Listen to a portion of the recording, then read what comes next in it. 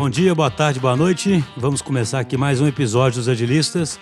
Hoje eu estou aqui com o Vinição. Tudo bem, pessoal? Hoje nós estamos com um convidado aqui direto de São Paulo, o Paulo Silveira. Tudo bom, Paulo? Oi, Schuster, tudo bem com você? Tudo jóia.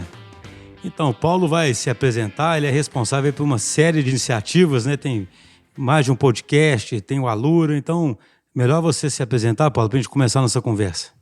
É sempre estranho falar assim, né? Mas eu tenho um background de computação, né? Estudei mestrado, aquilo tudo, mas hoje eu tô tocando um grupo de educação que chama Kaelon Alura, que já tem 15 anos, e a gente tem muita empresa e muito aluno e aluna que está passando ou por mudança de carreira ou a empresa está passando por esse momento de preciso encarar tecnologia, agilidade digital de maneira séria.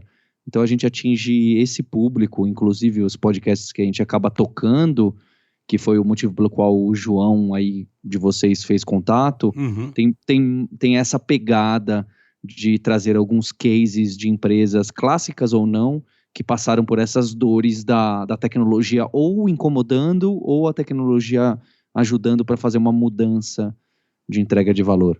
Entendi. Então, ou seja, o foco seu, no fundo, é com o mundo ficando cada vez mais digital, ajudar tanta pessoa que quer talvez mudar de carreira ou se preparar para esse mundo, quanto as próprias empresas que estão querendo seguir esse caminho. Perfeito, é isso mesmo. Hoje a gente se enxerga assim, antes a gente era muito focado em só código, né? Só, entre aspas. E hoje a gente tenta pegar, que nem o podcast aqui, a gente tenta pegar e mostrar que tecnologia e código sem ter uma entrega de valor para o usuário final não faz muito sentido. E tem vezes que a gente cai nesse dilema, né? A gente começa a usar muita tecnologia só para resolver alguns problemas internos, só, entre aspas, ou porque a gente acha que está fazendo alguma coisa digital. E a gente esquece que nesse palavrão aí, transformação digital, o objetivo é como que eu entrego o valor de uma maneira diferente, normalmente usando tecnologia, para o usuário final, para o cliente. Como que eu dou essa experiência diferente que, em teoria, esses usuários de gerações novas estão buscando? Bacana, eu queria mais para frente, né, a gente falar mais sobre como é que vocês ajudam nisso. Só queria entender antes, para contar um pouquinho para a gente, você disse que começou na computação mesmo, né? E, pelo que eu entendi, mais técnico, né? Fez mestrado. Como é que foi essa trajetória sua para partir para a educação? Eu sonhava fazer carreira acadêmica, né? Eu fiz a graduação em Ciência da Computação na USP, e na USP a computação fica inclusive no Instituto de Matemática, né? Então tem essa tradição até com essa pegada Bem mais acadêmico mesmo, né? Assim. Eu não acho negativo, tá? Já achei, quando eu estudava eu achava negativo, né? Mas hoje eu vejo que tem muita espaço, vantagem. Então eu gostava já, eu queria dar aula ou pesquisar. Pesquisar era mais complicado, né? Mas eu queria dar aula e seguir alguma carreira assim de professor de educação. E aí, durante o mestrado apareceu uma oportunidade de trabalhar numa empresa que chamava Sun Microsystems, que foi comprada pela Oracle uns 15 anos atrás, e que era a criadora de uma das tecnologias do momento, que era o Java. Ainda é, né? Ainda tem muita gente usando ainda. E aquele boom do Java, então eu gostei muito, dava muita aula, e dava aula mais técnica, né? Menos de ciência, e gostava muito do que fazia. E também naquela época que eu peguei o boom da agilidade, né? Eu fiz faculdade de 98 a 2002. Então, o Manifesto Ágil de 2001 e o TDD, na verdade, o Extreme Programming, que vem de antes, eu peguei essa fase e na faculdade tinha uns professores que gostavam disso. E a gente queria ensinar de alguma forma, mostrando o que o mercado estava indo, né? Que direção tinha maluca no mercado. E era aquela década de 00 a 2010, é a década que as pessoas davam risada pro Agile, pro Scrum, e isso é coisa de moleque que não quer fazer documentação. Como assim não vai saber a data? Não quer ter restrição, né? Quer ficar só na boa. Exato, eu peguei forte essa fase que falava, esse negócio do Scrum vai sumir. E não que eu tivesse certeza que ia... Não, com certeza eu não tinha essa ideia que ia virar mainstream dessa forma que virou. Mas eu achava mais interessante do que, certamente, aqueles processos que vieram do século passado, encaixados de outra forma. Então a gente monta essa escola de tecnologia que chama Kaelon, que a gente roda de ensino presencial que tem em São Paulo, Brasília e Rio de Janeiro. Era muito focado em Java, depois a gente logo passou para o Agile, Scrum, e depois Data Science e front-end, então tudo de core de tecnologia que uma empresa pode precisar. Entendi, interessante, eu compartilho, viu, desse seu sentimento. Eu comecei particularmente a trabalhar com ágil também em 2000, 2001, e eu fico brincando que a gente já foi tipo Don Quixote, né? Lutando aí contra os moinhos e todo mundo rindo, né? Ficar tentando vender metodologia, o departamento de compras querendo comparar escopo, né? Querendo comparar preço, e hoje isso ficou completamente mainstream, né? Agora, você então disse que era um curso convencional, digamos assim, no sentido de ser presencial, com turmas e tudo, né? E aí teve um momento que você optou por ficar remoto, como é que foi isso? Aí acho que aconteceu, e aí eu acho que é um caso legal que eu tento trazer, que a gente passou numa instituição de educação tradicional, eu tento trazer para os clientes que, a gente hoje em dia tem empresas muito grandes, não é? Desde os bancos grandes até os tribunais de justiça, até fintech, medtech, tem muita coisa assim. E as corporações antigas estão com um problema parecido, não é? Que eu gosto bastante daquele negócio do Innovator's Dilemma. Uhum. Então, em 2010, 2011, a gente falou, vamos tentar o online? Aí tinha aquela briga, né? A famosa briga, online é pior, online é ruim, é muito pior, nunca vai dar certo, ninguém vai querer, o preço é muito baixo, vai competir com o meu próprio produto, então eu não quero ir para o digital. E esse é o dilema que as pessoas passam, não é? Você criar um produto, não necessariamente digital, mas normalmente digital, que custa muito mais barato, ou relativamente mais barato que o seu, que tem uma margem mais apertada, e aí, o que vai acontecer com o meu outro produto principal, né? Vai morrer? E o Christensen lá desse livro, ele põe, né? Ele escreveu esse livro no século passado. Ele fala, e o dilema é justo esse, você deve tentar se canibalizar, não é? Você deve atacar seu próprio mercado como se você fosse seu próprio competidor. Porque, senão, algum outro competidor vai fazer, e aí a coisa fica muito mais complicada. O curioso é que a gente tinha lido esse livro, a gente conhecia esse movimento, e mesmo assim a gente falou, legal, vamos lançar o online, mas só dos cursos que a gente não tem. Porque a gente, sabe? Canibalizar que nada, né? Então, o que eu acho fascinante desse dilema do inovador é que eu passei por ele, sabia das pesquisas dele, e ainda assim falei, não vou fazer isso que os pesquisadores estão falando, conscientemente eu falei, não vou me canibalizar, mesmo eles falando que é para... Ou seja, é bem real mesmo, né, o dilema? É muito real, é muito real. Eu gosto muito desse caso porque aconteceu comigo, sabe? Isso foi mais ou menos que época, qual ano que aconteceu isso? Foi exatamente 2011 e aí a gente lançou um produto que chamava Kaelon Online. E aí vão passando durante 2 anos, a gente vê que está tendo tração, ainda muito incipiente, até porque no começo da década de 2010... o acesso à internet e banda larga é a gente que trabalha com tecnologia que tinha, né? A verdade é essa. Sim. E o smartphone estava começando a pegar. Como que o cara ia ver o vídeo em qualquer lugar? Ainda era nicho de pessoal rico de tecnologia. Então aí quando foi começando a andar, a gente pegou a curva do digital do smartphone, né? Da capilaridade da internet no Brasil. Em 2013 a gente viu, opa, parece que tem espaço, ainda era pequeno em relação a Kaelon, mas a gente decidiu fazer entre aspas, um spin-off, pelo menos da marca, porque chamar de Kaelon Online, eu brinco que, eu sempre falo isso, sabe quando você entra num site, num produto, você não sabe o que ele vende? Tipo quando você vai na churrascaria e também tem pizza e sushi? Você já não sabe mais qual que é o foco ali, né? Exato, e o cara pode até ser bom nos 3, mas a mensagem da venda e o call to action é complicado, né? Vem aqui comer, vem aqui, você que gosta de... Venha aqui comer, né? Pior ainda, eu tenho a versão rodízio, mas também tem a versão que você paga por quilo, também tem a versão... você começa a criar aquela ansiedade das opções, né? Muita opção, é difícil de tomada de decisão, né? A gente gasta poder de decisão. Então a gente preferiu criar um outro site, chama Alura.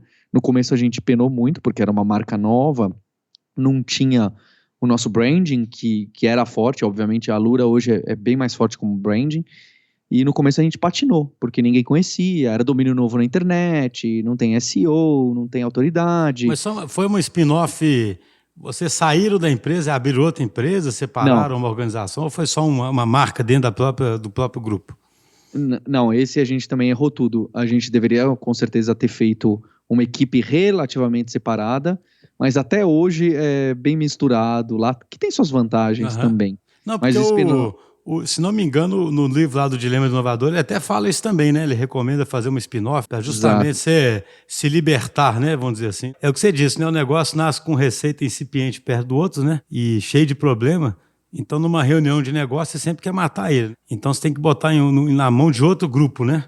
Para esse outro grupo Resistir, né? É, acreditar, ter mais paixão por aquilo, né? Mas vocês eram, então, dentro do contexto da própria empresa original. exatamente, exatamente.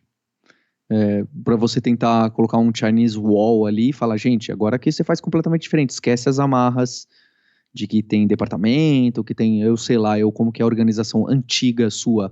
É que eu nasci, né, eu nasci no meio termo, então, considerando que a empresa começou lá em 2004, ainda não tinha esse negócio de venture capital startup no Brasil, ele começa, né, com a Monax mais forte em 2007, 2008, mas eu sou meio nativo digital, meio não nativo digital. Então eu considero que eu podia ter esse erro de não fazer um spin-off inteiro. Uhum. Mas uma corporação grande que nasceu no século passado, se você tentar fazer, não, é o famoso departamento de inovação, não é, Schuster? Vamos criar aqui um departamento de inovação. Tem 2 pessoas com budget de 2 pizzas e inova aí, inventa, né? Então precisa ser um pouco maior e um pouco mais de independência. Não estou falando de horizontal nem nada disso, mas realmente acho que esse teste precisa ser maior. O alvo inicial seus eram justamente empresas que estão se transformando ou é mais o profissional mesmo que quer evoluir na carreira? Qual que é a abordagem sua? Porque eu falo assim, vocês se posicionam como um player que vai ajudar uma empresa, por exemplo, na transformação?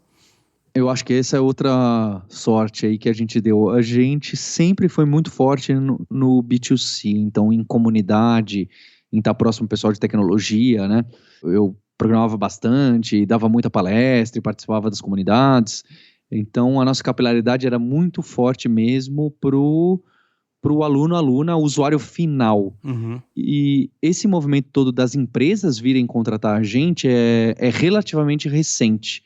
Então, a quantidade de empresas que vem atrás, especialmente porque, o Paulo, olha só, lá ele gravou junto com o pessoal da Hotmart, o pessoal do Nubank, o pessoal de não sei aonde. Poxa, se esses caras dão atenção pro Paulo e pra Lura e a Kaelon, deixa eu ver o que eles estão fazendo. Uhum. Então, por causa de eu ter essa conexão B2C com essas pessoas e essas empresas, as grandes corporações e tradicionais começaram a buscar a gente, e eu acredito com razão, tá? É tipo, deixa eu beber na mesma fonte e ver se traga alguma inspiração, alguma coisa. Eu acho que faz todo sentido você colar em onde está tendo uma transformação, um movimento. Então, isso aconteceu nos últimos 4 anos, o nosso B2B explodiu assim de uma maneira que a gente realmente não imaginava que tivesse. O pessoal procura vocês fechando, vamos dizer assim, turmas presenciais ou mais pedindo para preparar cursos remotos com um determinado foco ou com alguma coisa mais específica assim? O curso customizado acontece, tem esse pedido e cada vez mais a gente tenta evitar, porque senão eu caio numa empresa de serviços, nada contra, não é? Mas eu prefiro focar no produto e num conteúdo abrangente que caiba, e eu sei que é limitado, quando é mais customizado funciona muito melhor. Uhum. Mas elas procuram pelos 2 motivos, mas no online a gente consegue o pessoal aceita bastante como a gente colocou, até porque dá para inserir algumas coisas a mais e tal. Então a gente tenta fugir bastante de uma customização agressiva. Não que a gente não tenha feito, mas os que a gente fez com a ThoughtWorks, com o Nubank, por exemplo, a gente criou os cursos que eles precisavam em conjunto com eles e colocamos o branding deles dentro da Lura. Então, falando, olha, foi co-criado com expert dessas empresas, que são super famosas. A gente tem umas outras que a gente está fazendo também. Então, no caso da customização, a gente tentou encaixar e falar, não, peraí, isso aqui tem que ser um diferencial para a gente, senão eu vou passar a vida criando conteúdo específico, que é super complicado e trabalhoso, além do problema da escala. Que interessante, né? Então, ou seja, começou um curso convencional, virou online, com grande penetração no B2C e agora explodindo para o B2B. E vocês, do ponto de vista de organização, vocês se organizam numa estrutura mais ágil, mais orgânica? Como é que é isso, hein? Acho que esse é um ponto que todo mundo costuma me criticar lá, porque, bem, a gente não tem crescimento de startup, mas hoje nós somos 190 colaboradores, alguma coisa assim. Então já tem um monte de coisa complicada, já começa a aparecer processo, e o pessoal fala, não quero processo, o outro quer processo. Mas se você for pegar a equipe de tecnologia, um agile trivial de Trello, Kanban, puxado, sprint, uma semana. Como eu não tenho cliente que eu tenho que entregar um produto, é mais fácil, né? Uhum. Então é o nosso próprio produto. Aí põe lá, mas óbvio que entra feature urgente para ser feita, mas normalmente a grande vantagem é que não é para um cliente. Porque a gente considerou que isso é importante para a comunidade. Outra coisa, a gente usa muito a direção, a gente foca bastante no aluno e na aluna. Então, se vai entrar uma feature nova, que foi o B2B que pediu, a gente vai priorizar o B2C, porque quem está estudando, quem está aprendendo e aplicando tecnologia é um aluno ou uma aluna, não é o gestor, não é o RH, não é a diretoria, não é a empresa. Então, o foco tem que ser sempre no B2C. O B2B acaba sendo um canal de aquisição. Entendi. É um canal que tem um volume de B2C no meio, no final das contas, né? Porque quem está aprendendo e vai causar impacto no mundo é o cara finalzinho ali que está aprendendo, né? Exato. Não que eu vá encarar como um B2B2C, mas quem é o rei do produto? Senão eu começo a ter conflito de interesse até de como pensar o meu produto. E eu sei que isso também é um embate muito grande de muita empresa. Acho que a gente tem uma vantagem aí por ter nascido na comunidade e esse foco no usuário final. E como é que entram os podcasts aí nessa história?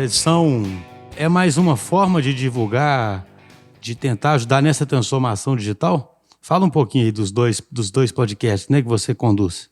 Em relação ao podcast, a gente em 2015 começou uma estratégia de marketing em podcast, inclusive por insistência de um colega, o Rafael Lacerda de Brasília, que falava, vai lá, anuncia no tal do Jovem Nerd. Eu falava, você tá louco anunciar em MP3 de um monte de uns caras que fala de filme, de ficção científica, não tem pé nem cabeça. Mas eu já aprendi que quando a pessoa insiste muito, dá uma olhada no que...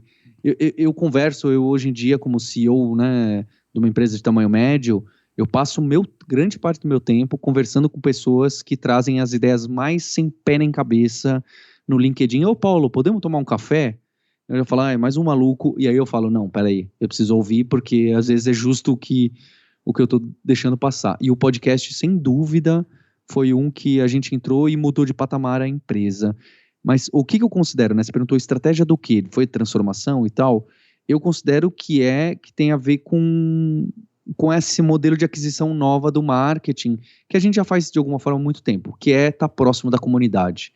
Então, você está em fórum, em evento, em comunidade, você ter a sua newsletter, todo esse mecanismo de inbound marketing que hoje tem nome, 10 anos atrás mal tinha, o podcast é a nova mídia nesse caso, inclusive uma mídia meio de ponta cabeça, porque você entrega o conteúdo rico na ponta, não é? Você não pede um lead ou deixa aqui seu e-mail para... Então ele está um pouco de ponta cabeça. E a gente fazia bastante disso em fórum, em apostila gratuita. A gente já tinha essa pegada na comunidade. E aí quando em 2015 a gente começou a colocar coisas com o Jovem Nerd, lá no meio de 2016 a gente falou, tá dando certo, porque o que a gente fez diferente foi, a gente aparece dentro dos podcasts. Não é, esse podcast é um patrocínio da Lura. Eu, literalmente, talvez hoje em dia isso tenha sido uma decisão meio drástica, literalmente eu participo de alguns podcasts que a gente patrocina. E a voz é muito forte, né? A pessoa cria um relacionamento com o João, com o Vinícius, com o Schuster, por causa da voz dele, por causa da piada que ele já fez. Então, o podcast gera uma relação muito forte, pessoa a pessoa. Você se torna amigo ou amiga, né? Pode ser também pelo bem ou pelo mal. Aí, no podcast aí, do Hipsters, você consegue lembrar de algum case interessante aí que chamou muita atenção aí dentro desse tema que a gente está conversando aqui de transformação? Os de transformação, eu acho que o outro podcast que chama Like a Boss, que a gente só conversa com CEO e fundadora, eu acho que lá tem alguns cases que eu gosto bastante. Sem dúvida, tem um que eu ainda não chamei, que é Magazine Luiza, devia ser, é um caso de livro que devia ser estudado por doutorado, né? Mas um que eu gosto muito, que inclusive acho que é o segundo episódio, é o caso da Smart Fit. Eu não sei o quão forte ela é em Minas Gerais. É bem tem uma forte. presença bem grande aqui. Mas não tinha biorritmo aí, correto? Vocês nunca ouviram falar de biorritmo? Não. Então, o Edgar Corona, que é fundador da Biorritmo e da Smart Fit, ele deve ter seus 65 anos, eu acredito. Então, você já diria, ele é empreendedor da velha guarda, não é? Mas ele tem esse papo que a gente tem, ele vai estar ensinando nós dois aqui. Ele tem ainda a rede mais cara de academias de São Paulo, a Biorritmo, não é? Então, sei lá, 8 anos atrás, o ticket dela era de R$600 por mês, a academia. É bem alto. Hoje em dia é mais caro ainda, deve ter outras até mais caras, tá? Mas eu estou generalizando aqui. E ele estudava bastante concorrência fora do país, sempre é um cara muito atento, um cara muito inteligente. E ele ouviu falar dessas low cost, né, dessas academias low cost lá de fora, e um belo dia que ele estava construindo a 5ª academia cara dele num bairro nobre aqui, houve algum erro de projeto que não ia caber estacionamento adequado para esse nível AAA de academia. Aí ele chegou para os sócios e falou o seguinte, olha só, eu estou estudando esse negócio de low cost, vou aproveitar que a gente fez burrada aqui nesse projeto, em vez de cobrar R$600, deixa eu criar com outro nome e a gente cobra R$50. Aí os sócios olharam para ele e falaram assim, você tá louco, né, cara? 2 problemas óbvios aí. Primeiro que, se isso aí funcionar, você vai quebrar a gente, porque o cara vai deixar de pagar R$600 e vai pagar 50. E segundo que, qual que é a margem? Qual que é o EBITDA disso aí? Como que isso aí vai dar lucro? R$50. E aí, ele mostrou que com tecnologia e com algumas coisas novas de marketing, etc., dava para ser lucrativo em alguns anos, e que essa questão do canibalismo, ele esfregou o livro na cara do pessoal, né? Diferente de mim, ele chegou batendo pé na porta. Ele foi corajoso pra caramba, hein? Nossa Senhora. E ele já não era uma empresinha que nem a minha, tá? Inclusive ele é investidor anjo de um monte de startup, é um cara fora de série, né? Ainda mais que a gente considera que é da velha guarda, esse cara é quem a gente devia estar ouvindo. Então esse case é impressionante, porque aí a Smart Fit virou o que virou, né? E mais curiosa, a história mais curiosa ainda é que a Biorritmo ainda existe e vai muito bem, obrigado. Encontrou o nicho dela ali, né? Isso que é curioso. Exato. E ele conseguiu ocupar os 2 nichos, então, de alto luxo e o mais baratinho. Exato. Em termos do mercado de educação, né, que você está aí, você enxerga alguma coisa dessa acontecendo para o futuro, com essa, né, alguma coisa muito voltada para a experiência no futuro, de quem tem, vamos dizer assim, de quem ainda mantém estruturas físicas grandes, para, né, buscar um nicho ali de quem quer, no futuro, sei lá, viver uma experiência única e fugir da parte online? Você acha que ainda vai ter lugar para isso ou tudo vai ser substituído pelo online? Você falou sem dúvida. Para mim é que nem as 2 academias e é que nem cinema e televisão. Quando nasceu a televisão, o pessoal falou, pô, o cinema vai acabar e etc. Olha no que deu, né? Eu não tenho televisão em casa, basicamente, e vou ao cinema, não é? É um negócio sem pé nem cabeça. Então, eu acredito, não só isso, né? Acho que para a questão de aprendizado, pelo menos no atual momento e atual década, o aprendizado presencial tem uma série de vantagens. O online tem as suas também, né? Porque você estuda no seu ritmo, você pula, você não precisa esperar o professor ir para um determinado momento se você já sabe aquilo. Mas quando alguma coisa envolve soft skill, como por exemplo métodos ágeis, e depende de debate, depende de conflito, aí o online fica mais complicado, porque as interações dentro do online ainda é muito incipiente o ambiente virtual, não é? As pessoas estão em fuso diferente, como que vai ter o conflito e você fazer uma dinâmica? É claro que tem muita coisa, especialmente hard skills pura, né? Aprender a programar em Python pesado, que basicamente só depende de você. Certo. E de uma pessoa num papel de facilitador coach. Agora, no outro, eu acho que o papel do professor, ou você pode chamar de facilitador, quem gostar, eu ainda gosto do professor, eu acho que é muito fundamental essa figura, a interação humana, um do lado do outro. É óbvio que isso vai mudar a médio prazo, mas a curto prazo, e até um pouco mais, eu não vejo nada do ensino presencial morrendo ou qualquer coisa do gênero. Vai encontrar seu nicho e, opa, funciona melhor aqui, melhor ali, melhor para esse público.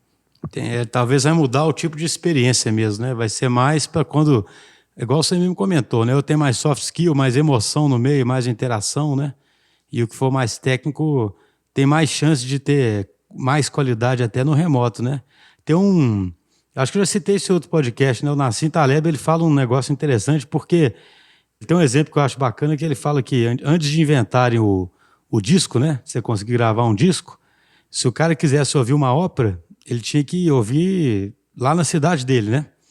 Ou esperar alguém ir lá, né? Ele tinha que se contentar com o cara que cantasse ali, né? Aí depois que inventaram o disco, ele podia ouvir o Pavarotti, né? Então, de repente, aquele winner take it all, né? O Pavarotti ganhou o mercado inteiro, né? Eu acho interessante ter esse mercado de curso, porque você tem a chance de ter aula com o melhor curso que tiver, né? Sabe? Exato. Você não precisa ter um professor, mais ou menos, né? Você pode ter o melhor professor que tiver e ter o privilégio de assistir uma aula com ele memorável, né? E com recursos, assim, né? De edição e tudo muito bons, né? Exatamente. Agora, como é que você enxerga? A gente vê que existe um gap gigante aí, né? Que inclusive acho que beneficia muito o seu negócio, né?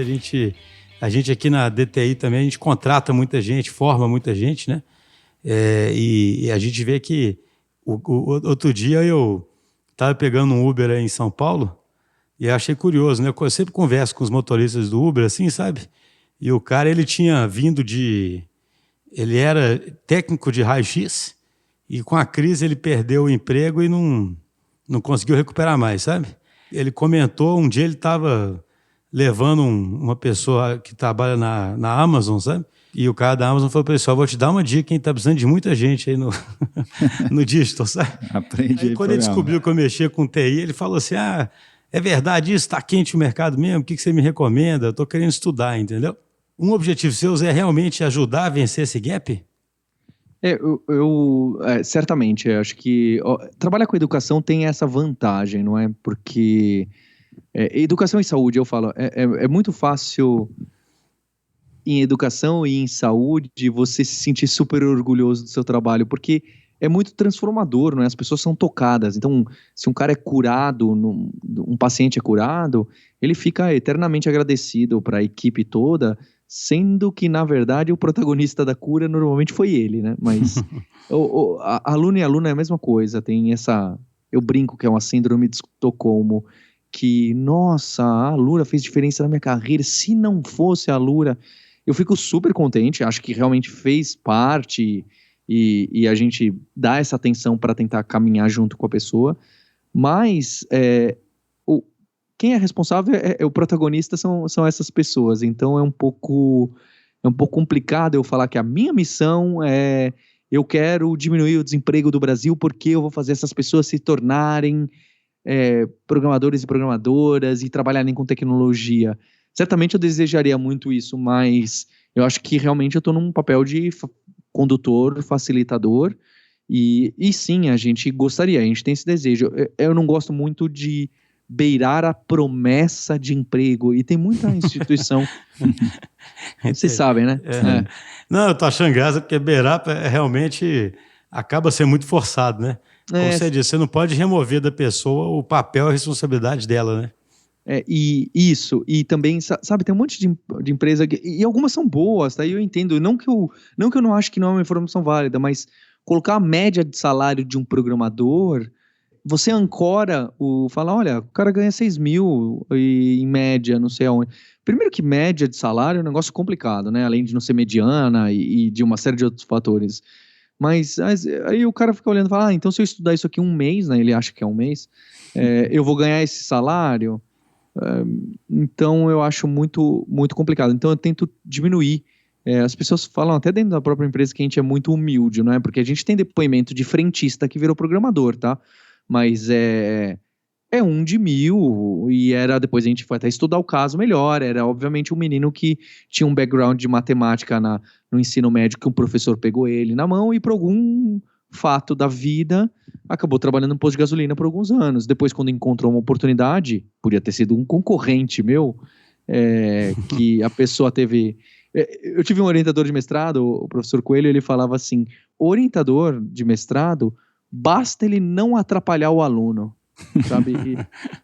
E isso me marcou muito, que se na educação a gente tira as barreiras das pessoas, conteúdo bom, ajuda, explica o momento, explica as dificuldades, está lá para ouvir, você já está na frente de muitas instituições de ensino, não é? Que costumam enfiar barreira na frente dos alunos, não porque querem, né? Porque o sistema acabou reproduzindo algumas coisas. Então, eu enxergo assim.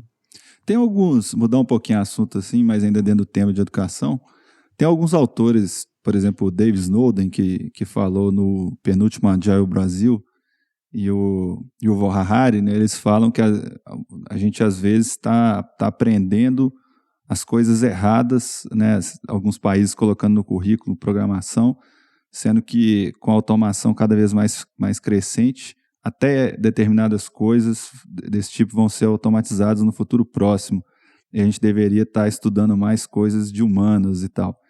Como é que você enxerga isso? Já ouviu isso aí, ou você acha que isso aí não tem nada a ver? Eu não me sinto muito capaz para dar uma resposta aqui. É óbvio que eu tenho minha opinião, sim, mas não me considero estudioso. A primeira é que eu realmente discordo desse... Todo mundo tem que saber programar o novo inglês. Eu acho que isso confesso que nem consigo entender quem tirou essa conclusão. Agora você fala, não, todo mundo precisa ter um pensamento computacional para entender um pouco de lógica e entender processos, porque vai acabar ele precisando automatizar alguma coisa, aí para mim faz sentido, tá? Não que todo mundo vai ter vaga de programação, mas os mecanismos, softwares, mesmo o SaaS que a gente usa, envolve você fazer alguma regrinha de negócio. Então você ter A implica B e ter uma lógica de programação para a vida, realmente para mim faz sentido. Inclusive algumas escolas, tem escola que busca a gente, fala, eu quero colocar programação. Eu falo, olha, nosso produto realmente é bem focado em programação, eu acho que o que você quer é esse, que hoje em dia na BNCC chama de competência, né? Você quer trazer uma competência de lógica mais estruturada, pensamento computacional, esse movimento eu gosto e acho que faz sentido. Sobre mais humanas, menos exatas, é que aí eu acho que tem esse negócio se a escola e a faculdade devem formar para a vida ou para o mercado, não é? Que é outra discussão política até. E eu acho que o exatas e mesmo a programação pode sim, o ensino técnico, tecnólogo, o ensino técnico, pode ajudar em muito a questão de vagas, desemprego de um país como o Brasil. É uma opinião sem muitos fatos e muitos dados. É o que eu enxergo o pessoal de educação falando e mostrando. Por quê? Porque tem um gap realmente de vagas na indústria e que se o pessoal aprendesse essa parte técnica da programação, que não é muito glamouroso, tá? É um trabalho super técnico como encanador, como o Sim. cara de edificações e não tem nenhum problema. Eu passei minha vida programando coisas assim.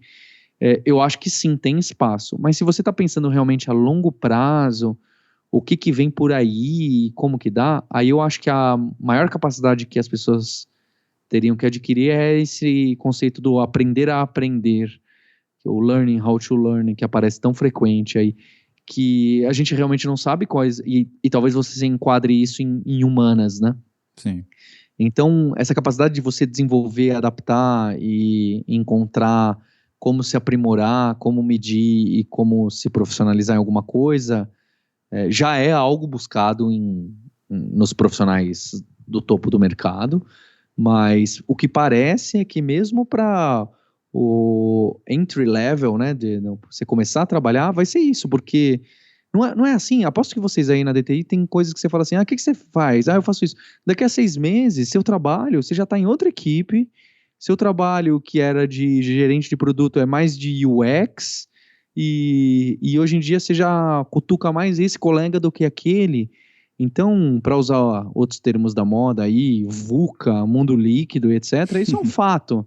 Ninguém mais tem o job title tão claro, então isso vai mostrar que que o conhecimento técnico vai cada hora exigir uma coisa ou outra. É o que parece para onde a gente está indo, tá? Não sei se isso é bom também, mas se você olhar assim, isso já está acontecendo. Não, interessante. Eu acho bacana que você é bem realista e bem pragmático, né? A gente percebe pela conversa. E realmente é muito difícil prever o que vai acontecer, mas é fácil de perceber que ter que aprender o tempo todo é vital, né? Achei esse insight seu interessante. Já teve uma época em que grandes profissionais eram caracterizados por essa capacidade de aprender, né? E aparentemente hoje vai ter que espalhar para todo mundo, né? Exatamente.